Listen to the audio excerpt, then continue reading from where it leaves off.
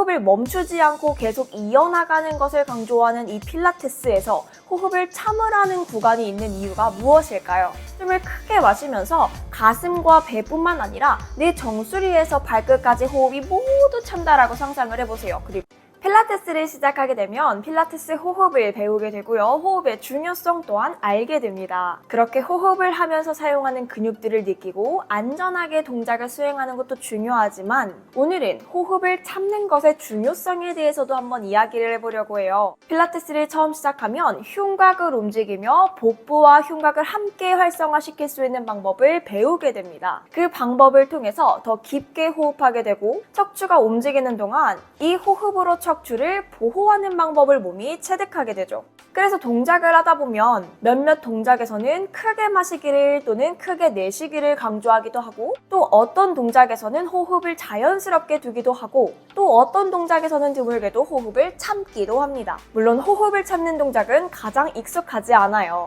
대표적으로 캐딜락의 브리딩 동작에서는 호흡을 참는 구간이 있습니다.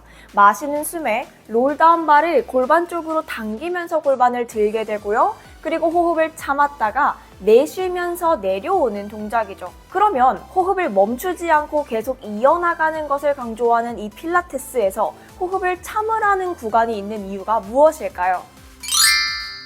그저 호흡을 참으라고 하면 답답하게만 느껴지기 때문에 그 이유를 정확하게 아는 것이 중요합니다. 그동안 호흡의 장점과 그 이유에 대해서 많이 알아봤었는데요. 오늘은 호흡을 참는 이유에 대해서 이야기를 해보겠습니다. 우선 이산화탄소가 몸에 미치는 영향을 이해하셔야 되는데요. 이산화탄소는 세포 내 크레브스 회로에서 생기는 에너지 대사의 부산물입니다.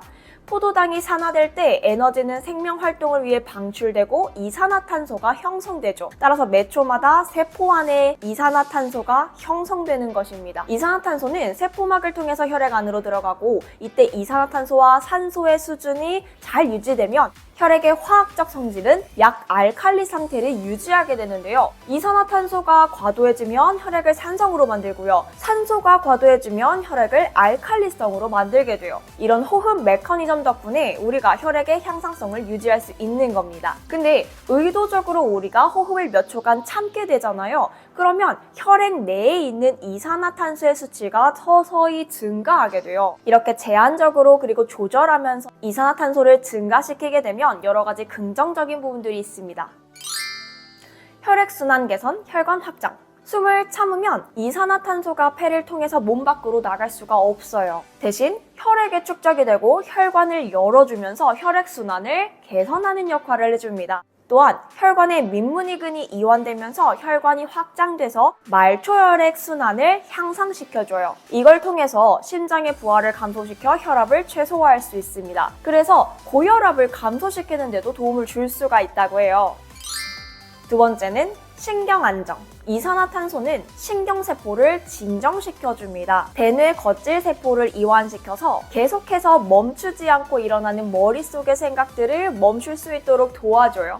또한 둘레개 세포를 진정시켜 스트레스에서 발생하는 감정적인 흥분이나 통증 이런 것들도 감소시켜주기도 하고요. 그래서 규칙적으로 숨을 참게 되면 대뇌 겉질 둘레개의 진정 상태를 유지하는 데 굉장히 효과가 좋답니다. 그러면 뇌의 과잉 반응 습관이 감소할 수 있기도 해요. 그래서 수면장애나 행동 조절을 위해 숨을 참는 것을 볼 수 있는데요. 대뇌 겉질 둘레개 세포가 이완되지 못하면 불면증이 생기실 수도 있고요. 강박장애가 나타나기도 합니다. 그래서 규칙적인 숨 참기를 하게 되면 정상적인 수면 주기가 규칙적으로 일어나도록 돕기도 하고 시냅스에 영향을 미쳐서 신경회로를 멈추게 해 강박장애 증상을 좀 감소시키는 데 도움을 주기도 해요. 세 번째는 회복력과 지구력이 증가합니다. 산소가 부족하고 이산화탄소가 과도해지는 상황이 반복적으로 일어나면 지구력이 향상되고 신체가 사용할 수 있는 산소의 양을 증가시키게 됩니다. 더불어 근육을 손상으로부터 보호하고 다시 회복시키는 데도 도움이 돼요. 이 때문에 근력, 파워, 스프린트 성능을 향상시키기 위해 이 트레이닝을 하기도 하는데요. 그래서 요가랑 필라테스 같은 운동뿐만 아니라 여러 경쟁 스포츠에서도 효과적인 것으로 나타났어요. 네 번째, 염증 예방과 노화 예방. 이산화탄소는 항염증 메커니즘을 촉진합니다. 중추신경계에서는 둘레계의 통증센터에 작용하고 말초신경계에서는 염증세포에 직접적으로 작용해요. 과도한 산화 과정을 늦춰서 조직을 치유하는 데 도움을 주는 거죠. 다섯 번째, 부교감 신경 활성화. 숨을 멈추게 되면 숨내와 청골 부위에 있는 부교감 신경을 자극하는데 미주신경이 자극이 돼서 소화계통, 호흡계통, 순환계통에 조화를 가져오게 됩니다. 생명 유지에 필요한 기관이 전체적으로 이완이 되고 소화 기능이 향상되기 때문에 스트레스를 받아서 생긴 많은 신체 증상들을 감소시키는 데 도움이 돼요. 이 외에도 면역계가 강해지고 폐 용적과 헤모글로빈의 질량이 증가하고 기관지가 확장되고 뇌와 기타 장기로의 혈류가 증가되는 효과들도 있습니다. 이렇게 다양한 장점이 있으니까 조금씩 호흡을 참아보시면 좋겠죠. 이때 평소에 통증이 있거나 불편함이 있는 부위가 있다면 그곳에 에너지를 보낸다 라고 상상을 해보셔도 좋습니다. 캐딜락 브리딩을 한번 예로 들어볼게요. 숨을 크게 마시면서 가슴과 배뿐만 아니라 내 정수리에서 발끝까지 호흡이 모두 찬다라고 상상을 해보세요. 그리고 그 숨이 불편한 부위 쪽으로 모인다라고 생각하며 호흡을 참습니다. 그리고 다시 내쉴 때는 그 부위에서부터 불순물이나 나쁜 기운이 호흡을 통해 신체 바깥으로 나간다라고 상상하는 거예요. 이거를 리포머의 체스트 익스펜션 같은 동작에도 적용해 보실 수가 있어요.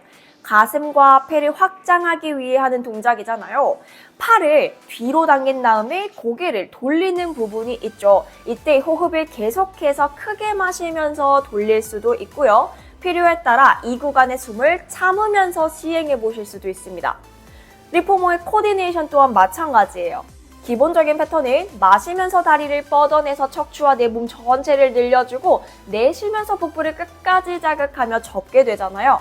익숙해지면 다리를 뻗어서 박수를 칠 때 이 비트를 8번을 하는데 이때 숨을 참고 시행하시면 됩니다. 주의하실 점은 처음부터 너무 오래 참으려고 하지 마시고요. 조금씩 참는 시간을 조절해서 늘려가셔야 한다는 거예요. 갑자기 오랜 시간 참으려고 하면 어지럽거나 심장에 무리가 될 수 있습니다.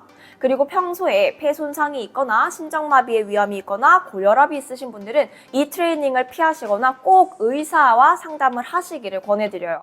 오늘 영상이 도움이 되었다면 좋아요와 구독, 댓글까지 부탁드리겠습니다. 감사합니다.